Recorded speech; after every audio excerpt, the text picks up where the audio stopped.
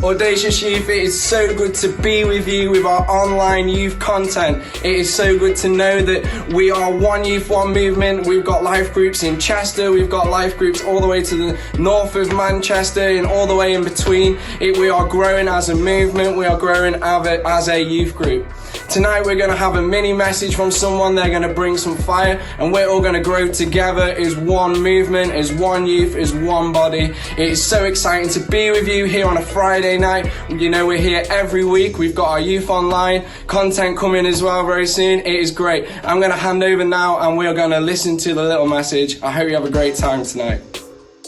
Hey Audacious Youth, what is going on? My name is Shelton. I'm one of the region leaders for the East region, big up East, and today we're going to get right into it with another life group session for our Influencer series. So if you've got a Bible, notepad, get them open, get them ready, and turn with me to 1 Corinthians 1, 26 to 27. I'm going to read that to you now. It says, brothers and sisters, think of what you were when you were called. Not many of you were wise by human standards, not many were influential, not many were of noble birth. But God chose the foolish of the world to shame the wise. God chose the weak things of the world to shame the strong. So the question that I've been asked to share upon today is, are we called by God? And the simple answer is yes, of course we are. It says in the Bible all the way throughout that the minute we accept salvation, we are on a one-track path to the destiny and the plan that God has called us to. And Jeremiah 29:11 famously it says, those plans are to prosper us and not to harm us, plans to give us a hope and a future. See, I remember when I was in high school and throughout college, I remember I would look to what I felt called to do and I would feel almost sense of that I wasn't ready. I was like, oh, I'm never going to be that person who can talk like that or do those things. I'm never going to be confident enough. I'm never going to be good enough. And I know that's quite a common feeling, especially when teachers are asking you constantly, what is it you want to do? They're asking you to come up with these big life goals and perhaps you're not ready yet. And that's fine. I mean, Audacious made to tell you that today God has always used imperfect people who don't think they're ready, people who don't quite think they're ready for that next step. He's always used those people to bring about his perfect will on the planet. So believe it or not, you are called. I want you to accept that truth today. Write it down in capital letters. I am called by name. You were made on purpose for a purpose by God. See, God does not qualify the called, he calls the qualified. See, although you may have your imperfections, we all have flaws, we all have doubts. God sees them, he knows them, and he still loves you enough to call you to do something radical in his plan for the world. So believe it or not, you are qualified when God calls you. The second you were born, you are qualified for the purpose that God has for you.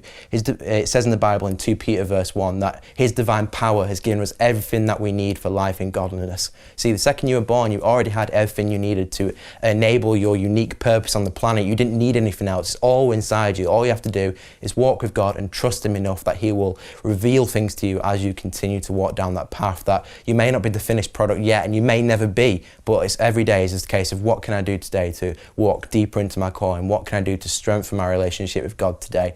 And I think that's one of the misconceptions we can have when we talk about calling is that we get so caught up in the what we are called to do. We get so wrapped up in the label of I want to be a teacher, doctor, lawyer, preacher, whatever it is that you feel you may have on your heart to do on the planet. We can get so wrapped up in that label that actually becomes part of our identity. You want to be a teacher so bad that you have nothing else. All you have is this inner desire to teach, and that becomes everything you are.